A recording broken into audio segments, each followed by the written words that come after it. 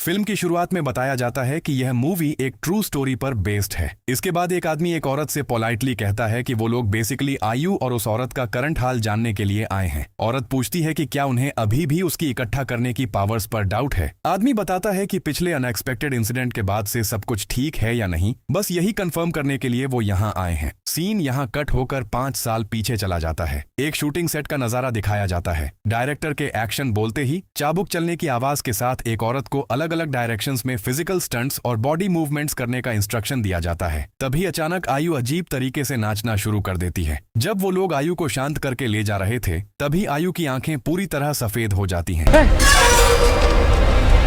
खैर, वो लोग किसी तरह आयु को पकड़कर घर लाते हैं और बेड पर लिटा देते हैं। इसके बाद आयु को होश आता है और वो खुद को यहाँ देखकर हैरान होती है। वो रारा से पूछती है कि वो लोग यहाँ क्यों आए हैं। रारा उसे शांत होकर आराम करने को कहती है। आयु के पापा आकर उनके इस बेवक्त वापस आने का रीजन पूछते हैं और कहते हैं कि शूटिंग इतनी जल्दी खत्म कैसे हो गई। अंकल जब आयु की कंडीशन को लेकर टेंशन में आते हैं तो रारा उन्हें तसल्ली देते हुए कहती है कि आयु बस बहुत ज्यादा थक गई थी, इसलिए उसे जल्दी घर ले आए हैं। ठीक तभी आयु की माँ अजेंग वहां आती है। रारा बताती है कि आयु अपने रूम में आराम कर रही है। अजेंग को लगता है कि शूटिंग की थकान की वजह से ऐसा हुआ है। रारा अजेंग को बताती है कि नदी के किनारे शूटिंग करते वक्त कुछ अजीब हुआ था। आयु के बॉडी मूवमेंट्स देखकर ऐसा लग रहा था जैसे कोई और उसे कंट्रोल कर रहा हो और एक पॉइंट पर वो बेहोश हो गई थी। अजेंग इस बात को हंसकर उड़ा देती है और कहती है कि पीरियड्स चलने की वजह से आयु वीक हो गई है और उसे थकान फील हो रही है। अजेंग आयु को देखने उसके रूम की तरफ चली जाती है। अगले दिन आयु फोन पर किसी से कांटेक्ट करने की कोशिश करती है पर फेल हो जाती है। वो अफसोस करते हुए कहती है कि पहले जिससे कांटेक्ट करना इतना आसान था, अब उसे किसी भी तरह ढूंढा नहीं जा रहा है। अचानक उसके बगल से कोई गुजर जाता है। आयु उसे माँ समझकर उसके पीछे पीछे बाथरूम तक चली जाती है, लेकिन अंदर कोई दिखाई नहीं देता।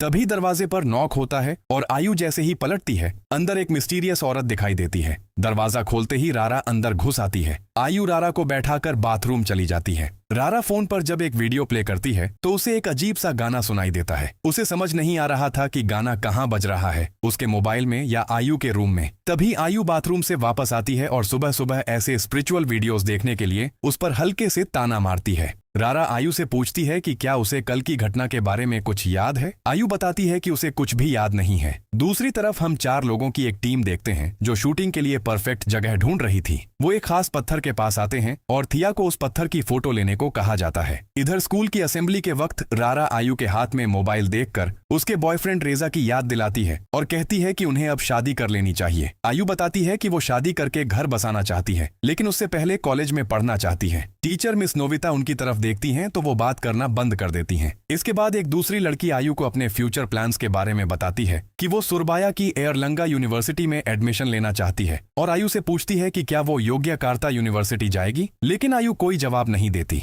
वो लड़की आयु की तरफ देखकर उस मिस्टीरियस औरत को देखती है और बुरी तरह डर जाती है। तब आयु एक भयंकर चीख मारती है। फिर वहां और भी बहुत सारे स्टूडेंट्स पजेस्ट हो जाते हैं और आयु ट्रेडिशनल जावानीज गाना गाते हुए नाचना शुरू कर देती है। यह देखकर टीचर्स और स्टूडेंट्स डर के मारे चीखने लगते हैं और वहां भयंकर कैओस मच जाता है। सिचुएशन नॉर्मल होने पर स्कूल की काउंसलिंग टीचर मिस नोविता आयु के पेरेंट्स को बुलाती हैं। वो बताती हैं कि असेंबली के वक्त आयु ने अचानक अजीब नाच गाना शुरू करके भयंकर अफरा तफरी मचा दी थी। वो पेरेंट्स होने के नाते आयु की मेंटल कंडीशन पर खास ध्यान देने और उसे घर ले जाकर आराम करवाने का सजेशन देती हैं। उस रात डिनर टेबल पर आयु माँ के हाथ से चावल का बाउल छीन लेती है और चावल अपनी प्लेट में डालकर अजीब तरीके से खाना शुरू कर देती है। आयु के पापा आयु से पूछते हैं कि वातु कंदांग नाम के उस शूटिंग स्पॉट पर आखिर क्या हुआ था, क्या उसे कुछ याद है, लेकिन आयु बिना कोई जवाब दिए मॉम डैड को गुड नाइट कहकर अपने रूम में चली जाती है। आयु के पापा कहते हैं कि उन्हें लगता है वातु कंदांग में आयु के साथ जरूर कुछ सुपरनैचुरल हुआ है और इस बारे में उन्हें किसी शमन की मदद लेनी चाहिए। अजेंग पहले थोड़ा हिचकिचाती हैं। अजेंग जब कल गांव की सफाई अभियान के वक्त बाकी लोगों से इस बारे में पूछने की बात कहती हैं तो उनके पति उन्हें मना कर देते हैं। आयु के पापा अपनी पत्नी को समझाते हैं कि वो आयु की इस अजीब सुपरनैचुरल हालत को गांव वालों से छुपा कर रखें। वो अपना डर जताते हैं कि अगर यह बात सबको पता चल गई तो उनकी फैमिली का नाम खराब होगा और गांव वाले उन्हें बॉयकॉट करके समाज से बाहर बाहर निकाल देंगे। इधर आयु के मोबाइल पर उसके बॉयफ्रेंड रेजा का कॉल आता है। रेजा अफसोस जताते हुए बताता है कि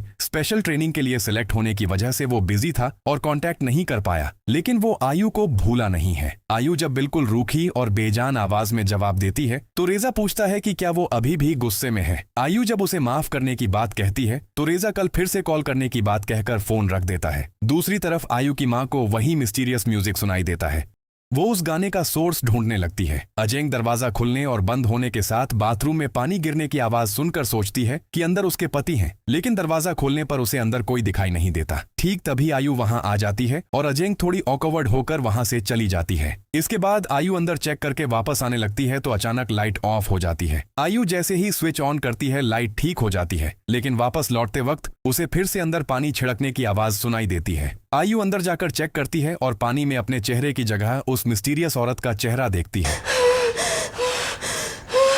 अगले सीन में रारा अपने शूटिंग टीम के कोवर्कर्स आबिदिन और रेंद्र की तलाश में लड़कों के मेस में जाती है। वहां मौजूद एक लड़का उसे बताता है कि पिछले दिन की शूटिंग के बाद से ही वो दोनों मिसिंग हैं और वो अपना सारा जरूरी सामान मेस में ही छोड़ गए हैं। रारा कल की शूटिंग का रिकॉर्ड किया गया वीडियो फुटेज देखना चाहती है तो एक लड़का उसे वो वीडियो फाइल देता है जिसे रारा अपने पास कॉपी कर लेती है। इसके बाद रारा आयु के घर जाकर आयु को वो शूटिंग की वीडियो दिखाती है जिसमें आयु बेहोश हो गई थी। रारा उसे समझाती है कि वीडियो फुटेज में साफ दिखाई दे रहा है कि आयु के ऊपर कोई ईविल सुपरनैचुरल आत्मा हावी हो गई थी। वो आयु से पूछती है क्या आयु ने नोटिस किया कि एक्सीडेंट से ठीक पहले आबिदिन ने वातु कंदांग शूटिंग स्पॉट से कुछ मिस्टीरियस सा उठाया था। रारा आयु से पूछती है कि क्या इसी चोरी की वजह से ही वो उस ईविल स्पिरिट से पजेस्ट हुई थी। आयु सवाल करती है कि अगर वो आबिदिन को ढूंढ लें तो क्या वो हमेशा के लिए ठीक हो जाएगी। रारा श्योर होकर तो नहीं कह पाती, लेकिन उसे लगता है कि अगर आबिदिन ने उस होली जगह से कुछ चुराया है तो जरूर उसका कोई न कोई इलाज होगा, पर उसके लिए पहले आबिदिन को ढूंढ निकालना होगा। दूसरी तरफ एक औरत आयु की माँ अजेंग से पूछती है कि कल स्कूल में हुए मास पजेशन का मेन रीजन आयु ही थी। उसने ऐसी अफवाह सुनी है। अजेंग कुछ बोल पाती उससे पहले ही एक और औरत बोल पड़ती है कि उसने सुना है वो ग्राउंड पहले एक कब्रिस्तान था। अजेंग के वहां से निकलते वक्त एक बूढ़ा आदमी अजेंग को टेंशन में देखकर वजह पूछता है तो अजेंग कहती है कि उसके दिमाग में बहुत सी बातें घूम रही हैं। जब बूढ़ा आदमी पूछता है कि कहीं आयु को लेकर तो टेंशन नहीं है तो वो जल्दी से वहां से चली जाती है। दूसरी तरफ आयु के पापा गितो अपनी वर्कशॉप में काम कर रहे थे। वो एक गाड़ी ठीक करने के लिए गाड़ी के नीचे घुसते हैं। वो एक टूल लेने की कोशिश करते हैं तो कोई वो टूल उनके हाथ के ठीक पास फेंक देता है। खैर वो टूल लेकर अपना काम शुरू कर देते हैं। ठीक तभी उन्हें एक औरत के पैर दिखाई देते हैं जिससे वो बुरी तरह चौंक जाते हैं और उनकी नाक पर चोट लग जाती है, लेकिन अगले ही पल वो औरत गायब हो जाती है और वो जल्दी से गाड़ी के नीचे से बाहर निकल आते हैं। तब उन्हें वही जावानीज गाना सुनाई देता है और वो अपनी बेटी को गाड़ी के अंदर बैठे हुए देखते हैं। ठीक तभी पीछे से एक आवाज होती है और उनका ध्यान भटक जाता है। फिर वो देखते हैं कि गाड़ी में कोई नहीं है। गितो डर के मारे बुरी तरह घबरा जाते हैं और जल्दी से घर लौटकर आयु को ढूंढने लगते हैं। आयु अंदर से आकर जवाब देती है, हाँ पापा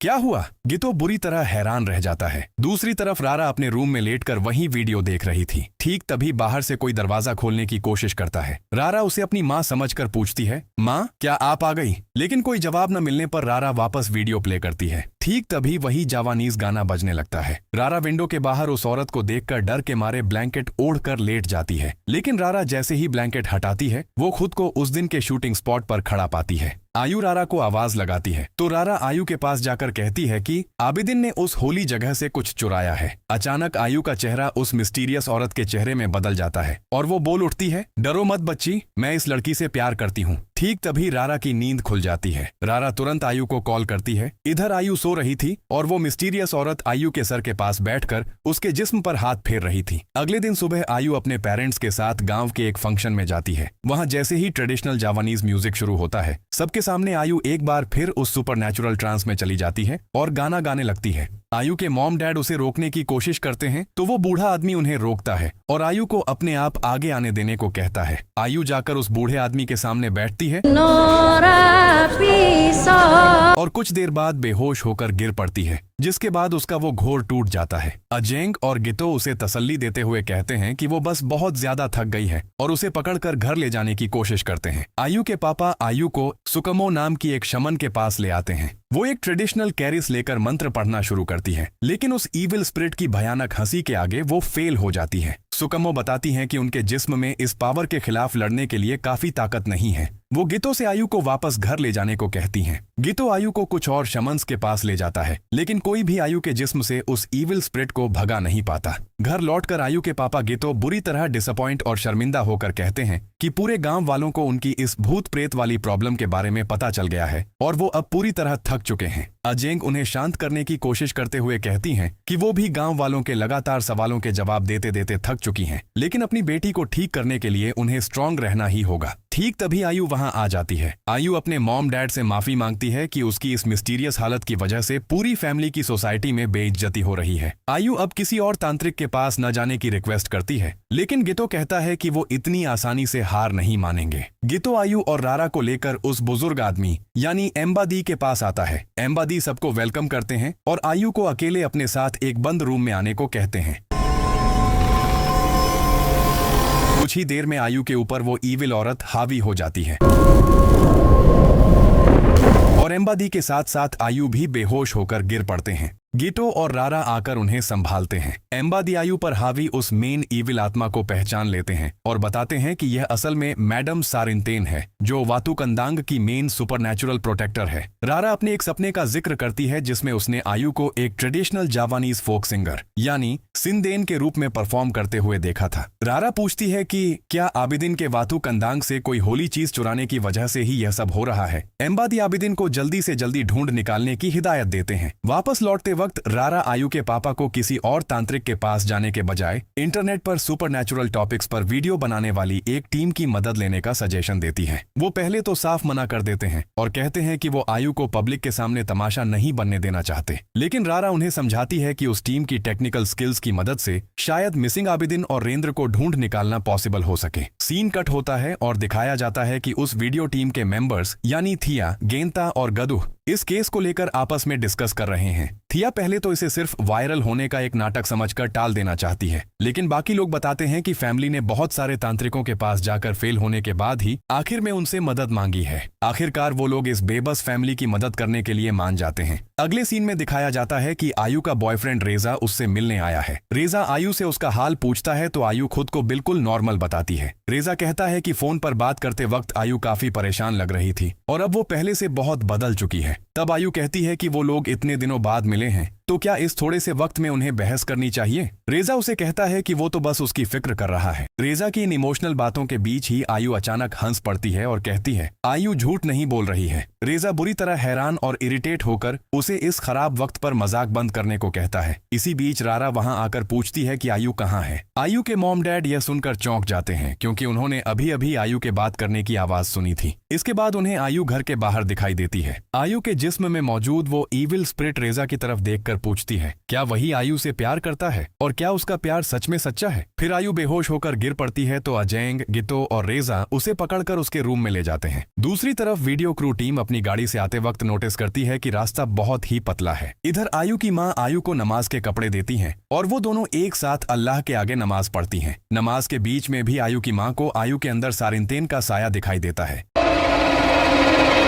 खैर, नमाज खत्म होने के बाद वो सलाम फेर कर अपनी दुआ पूरी करती हैं। दूसरी तरफ क्रू मेंबर्स अचानक नोटिस करते हैं कि रेडियो अपने आप ऑन हो गया है और उसमें वही जावानीज गाना बज रहा है। वो इसे गाड़ी का कोई मैकेनिकल फॉल्ट समझ लेते हैं। इधर रूम में अकेली आयु के सामने सारिंतेन आ जाती है। सारिंतेन आयु से कहती है कि वो सिर्फ उसकी हिफाजत करना चाहती है और उन दोनों का आपस में जुड़ने का नसीब पहले से तय है। आयु की आवाज सुनकर रारा सबको लेकर आयु के पास आती है। वो आयु को बुरी तरह तड़पते और अजीब बिहेव करते देखकर उसे शांत करने की कोशिश करते हैं। अचानक आयु सबको धक्का देकर दूर फेंक देती है, जिसके साथ ही लाइट चली जाती है। तब सारिंतेन आयु के पापा से कहती है इस लड़की ने मुझे अपना लिया है। आयु की माँ से कहती है तुम्हारा और मेरा प्यार एक जैसा ही है। रारा को कहती है डरो मत और रेजा से कहती है मुझे अपना लो। ठीक इसके बाद लाइट वापस आ जाती है। सीन कट होकर अगले दिन सुबह पर चला जाता है। वीडियो क्रू मेंबर्स आखिरकार आयु के घर पहुंच जाते हैं। आयु के मॉम डैड उन्हें थैंक्स कहकर उनकी मेहमान नवाजी करते हैं। गद्दू सारी बातें सुनने के बाद मदद करने के लिए तैयार हो जाता है। वो उम्मीद जताता है कि उनकी ऑडियंस मिसिंग आबिदिन को ढूंढने और आयु के इलाज में जरूर मदद कर पाएगी। गिटो को लगता है कि मदद पाने का अब यही सबसे बेस्ट रास्ता है। इसी बीच आयु आकर उनके सामने बैठती है और ट्रेडिशनल जावानीज फोक गाना गाने लगती है। गदूह आयु के जिस्म में आई उस आत्मा को अपना इंट्रोडक्शन देता है। वो आत्मा खुद को पांड्यान के वातुकंदांग इलाके की सारी के नाम से इंट्रोड्यूस करती है। फिर वो थिया की तरफ देखकर उसकी आइडेंटिटी पूछती है और गदूह बताता है कि थिया उसकी दोस्त है। सारिनतेन गदूह को वार्न करती है कि वो थिया पर नजर रखे, क्योंकि थिया किसी बहुत बड़ी मुसीबत की वजह बन सकती है। इसके बाद एक भयानक हंसी हंसकर वो आत्मा अलविदा कहती है और आयु का जिस्म छोड़ देती है। गिटो क्रू मेंबर्स को रुकने के लिए एक पुराने घर में ले आता है। वो गदूह और गेंता को एक रूम और थिया को दूसरे रूम में रुकने का इंतजाम कर देता है। थिया गिटो से पूछती है कि क्या इस घर में कोई भूत तो नहीं है। गदूह मजाक उड़ाते हुए कहता है कि अगर कोई भूत हुआ भी तो वो बस थिया पर अटैक करने का ही वेट कर रहा होगा। गिटो थोड़ा ऑनकवर्ड फील करता है और जल्दबाजी में उन्हें चाबी पकड़ाकर वहां से निकल जाता है। गेंता और गदूह थिया की बक बक और सो कॉल्ड बहादुरी की तारीफ करके उसका मजाक उड़ाते हैं। इधर रारा आयु के पापा से अलविदा लेती है।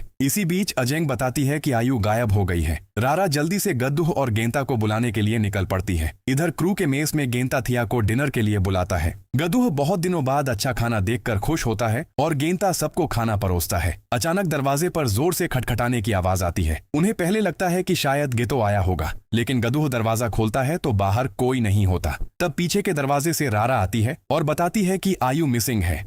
गदूह गेंटा को कैमरा और टॉर्च लाइट लेने को कहता है और थिया को भी अपने साथ आने का बोलकर सब मिलकर ढूंढने निकल पड़ते हैं। वो रात के अंधेरे जंगल में तलाशी शुरू करते हैं। जंगल के मिस्टीरियस अंधेरे में जल्दबाजी में आगे बढ़ते वक्त अचानक थिया सबसे पीछे छूट जाती है और रास्ता भटक जाती है। कुछ देर बाद गदूह और गेंटा को रियलाइज होता है कि वो थिया को पीछे छोड़ आए हैं। थिया डर के मारे लगातार गदूह और गेंटा को आवाज लगाती है और उधर वो दोनों भी जंगल के बीच थिया को ढूंढने लगते हैं। जंगल के बीच गदूह और गेंटा को अचानक जैस्मिन फूलों की बहुत तेज खुशबू आती है। गदूह जैसे ही इनविजिबल पावर सारिनतेन को याद करता है, उसे थिया की आवाज सुनाई देती है। उधर अचानक थिया के ठीक सामने सारिनतेन आ जाती है और पूछती है, बच्ची क्या हुआ है। थिया बुरी तरह डर जाती है। तभी बाकी लोग उसे ढूंढ लेते हैं। वो लोग उसे शांत करने की कोशिश करते हैं और जब उससे पूछते हैं कि वो किस तरफ घूर रही है तो वो दबी आवाज में आयु का नाम लेती है। वो लोग गामेलन की एक सुपरनैचुरल धुन के बीच देखते हैं कि आयु एक बार फिर उसी सुपरनैचुरल ट्रांस में ट्रेडिशनल जावानीज गाना गाते हुए नाच रही है। वो जल्दी से आयु के पास दौड़ कर जाते हैं। इसी बीच आयु नॉर्मल हो जाती है।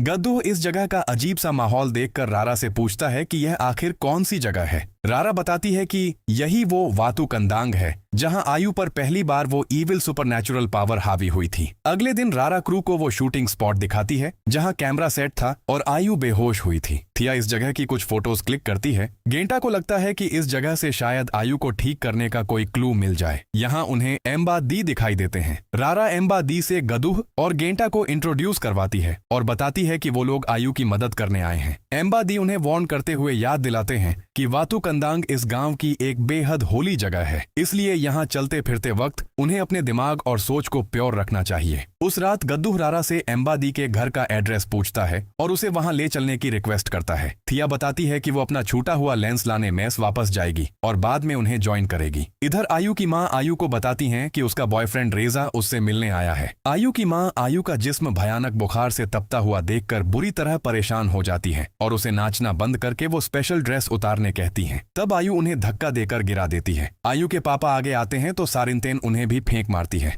रेजा आयु को अपने ही पापा पर अटैक करने से रोकता है और उस इविल स्पिरिट की असली आइडेंटिटी पूछता है। इधर थिया रुकने की जगह पर वापस आती है। अचानक एक आवाज होती है और दरवाजा अपने आप खुल जाता है। इसी बीच लाइट चली जाती है। वो बुरी तरह घबरा जाती है पर किसी तरह अपनी हिम्मत बनाए रखने की कोशिश करती है। दूसरी तरफ एम्बादी गदूह और बाकी लोगों को बताते हैं कि वातुलिंतांग कोई नॉर्मल पत्थर नहीं है। यह असल में आत्माओं की दुनिया का एक एंशिएंट होली मॉन्यूमेंट है।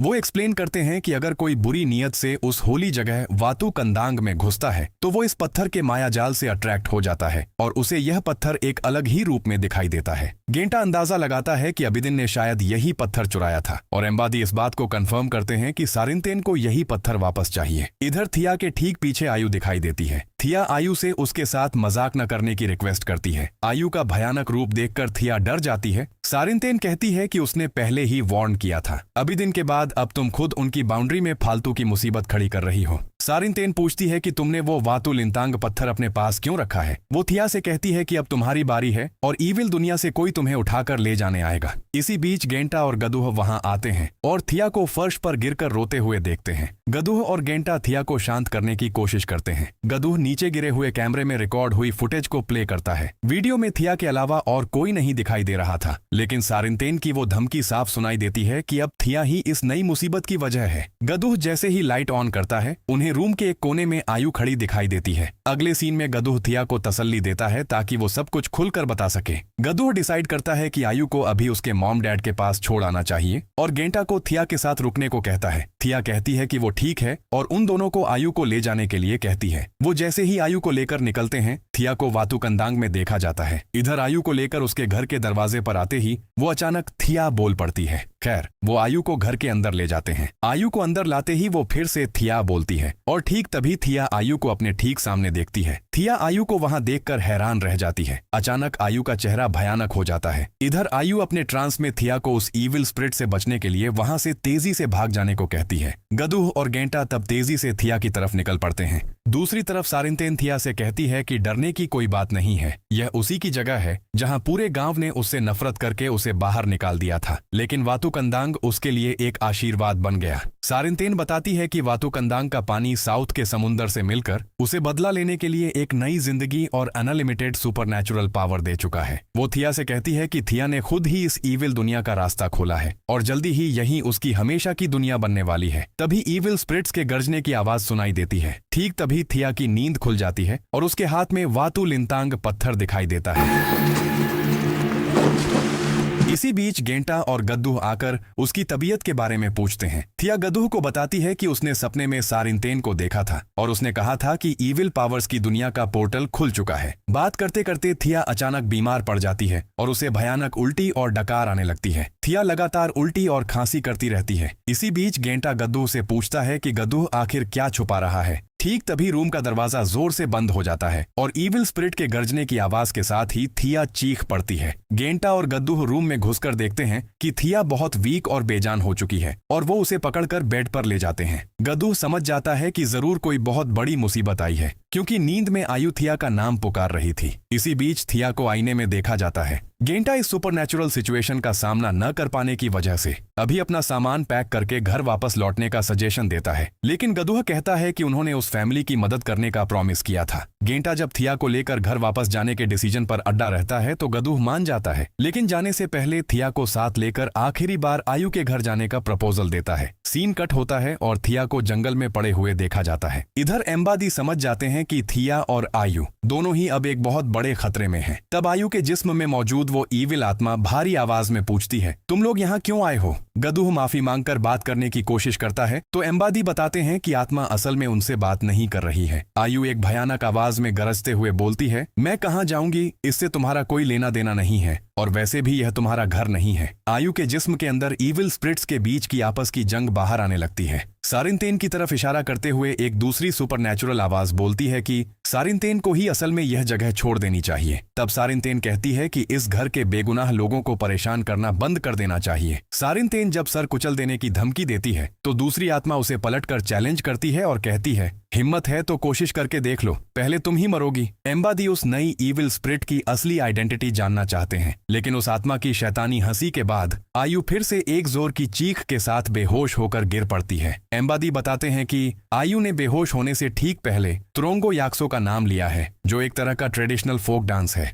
इसका मतलब यह है कि वातुकंदांग की ईविल स्पिरिट्स की दुनिया का रास्ता खुल चुका है और आत्माएं आजादी से इंसानों की दुनिया में घूम रही हैं और थिया की आत्मा भी उस ईविल आत्माओं की दुनिया में खो चुकी है। वो बताते हैं कि आत्माओं को वापस उनकी दुनिया में भेजकर इस ईविल पोर्टल को हमेशा के लिए बंद करने का इकलौता रास्ता इस ट्रेडिशनल त्रोंगो याक्सो रिचुअल को परफॉर्म करना ही है। इसके बाद रिचुअल की जोर शोर से तैयारी शुरू हो जाती है। आयु अपने मॉम डैड से कहती है कि उसे बहुत डर लग रहा है। उसके पापा उसे शांत करने की कोशिश करते हैं। इसके बाद घंटियों की आवाज और चाबुक की जोरदार आवाज के साथ गांव में वो ट्रेडिशनल त्रोंगो याक्सो डांस रिचुअल शुरू हो जाता है। एम्बादी उस पत्थर को नदी में बहा देते हैं। फिर आयु के जिस्म में सारिनतेन आ जाती है। एक पॉइंट पर थिया भी उठकर नाचना शुरू कर देती है। दूसरी तरफ पैरेलल सीन में आत्माओं की दुनिया में आयु भयानक आवाजों के बीच अपनी जान बचाकर दौड़ने लगती है और उसे थिया दिखाई देती है, लेकिन वो थिया का भयानक चेहरा देखकर फिर से भागना शुरू कर देती है। लेकिन जब असली थिया आयु को देखती है तब कोई चीज थिया के बाल पकड़कर उसे घसीटते हुए ले जाने लगती है। दूसरी तरफ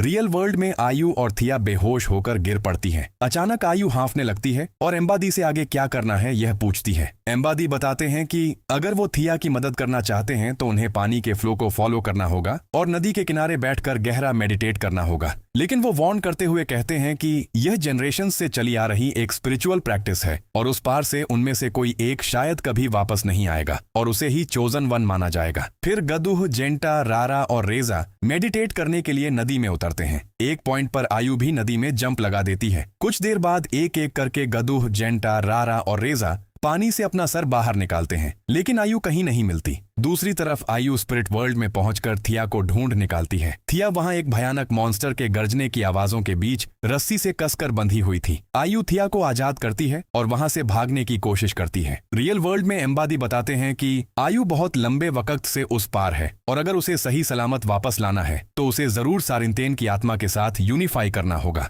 गिटो और अजेंग आयु की सेफ्टी के लिए कोई भी कंडीशन मानने को तैयार हो जाते हैं। रेजा भी कहता है कि आयु चाहे जिस रूप में भी वापस आए वो उसे उसी तरह प्यार करेगा और अपना लेगा। इसके बाद एम्बादी आयु के साथ सारिनतेन की आत्मा को यूनिफाई करने का रिचुअल शुरू कर देते हैं। उस पार जब दोनों मिलकर नदी के किनारे की तरफ जा रहे थे तभी वो सुपरनैचुरल क्रीचर थिया को उठा ले जाता है। तब आयु जब थिया को ढूंढने जाती है तो उसे सारिनतेन दिखाई देती है। आयु पहले तो डरकर भागने की कोशिश करती है, लेकिन बाद में सारिनतेन के पास जाकर पोलाइटली थिया को बचाने की रिक्वेस्ट करती है। वो सारिनतेन की रहम पाने के लिए उसके साथ मिलकर ट्रेडिशनल जावानीज फोक गाना गाने लगती है। दोनों एक साथ मिलकर वो गाना गाना शुरू कर देते हैं। अचानक सारिनतेन गायब हो जाती है और आयु थिया को लेकर नदी की तरफ निकल पड़ती है। आयु नदी में उतरती है और थिया को भी अंदर आने को कहती है। इस बार एम्बादी बताते हैं कि उन्हें अब सिर्फ वेट करना होगा। इसी बीच आयु वापस आ जाती है। गदुह दी से पूछता है कि उसकी दोस्त थिया का क्या हुआ। दी बहुत उदास होकर बताते हैं कि थिया अभी भी उस पार इविल स्पिरिट्स की दुनिया में फंसी हुई है।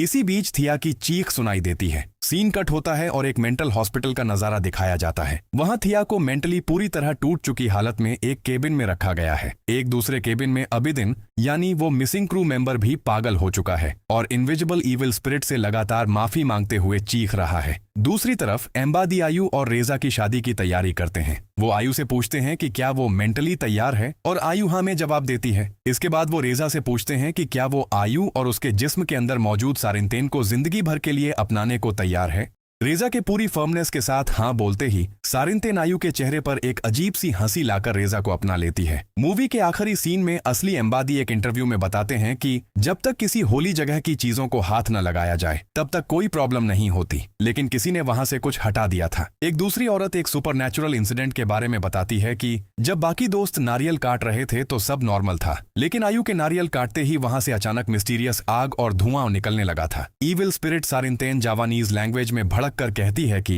किसी घटिया आदमी ने उसका होली घर चुराकर उसे अपवित्र और गंदा कर दिया था, इसलिए वो खुद उस मुजरिम को ढूंढने निकल पड़ी थी और प्राउड होकर बताती है कि उसने उन्हें सक्सेसफुली ढूंढ निकाला। सारिनतेन अजीब ढंग से हंसकर बताती है कि वो आयु को पहले से जानती थी। वो अफसोस करते हुए कहती है कि उसके अपने नाती पोतों ने बहुत कोशिश के बाद भी उसकी तरह ट्रेडिशनल जावानीज फोक सॉन्ग गाना नहीं सीखा, इसलिए उसने अपने गाने और अपने वजूद को जिंदा रखने के लिए आयु के जिस्म को चुना। इसके बाद आयु कहती है कि गलती या जुर्म असल में अबिदिन ने किया था, लेकिन इसकी सबसे भारी कीमत और सुपरनैचुरल मेंटल टॉर्चर आयु को झेलना पड़ा। वो चाहती है कि लोग उसके इस इंसिडेंट से सबक लें और हमेशा अलर्ट रहें, क्योंकि इंसान की कुछ लापरवाह गलतियां शायद खुद उन पर डायरेक्ट असर न डालें, लेकिन वो किसी दूसरे बेकसूर इंसान के लिए बहुत बड़ी मुसीबत और बर्बादी ला सकती हैं।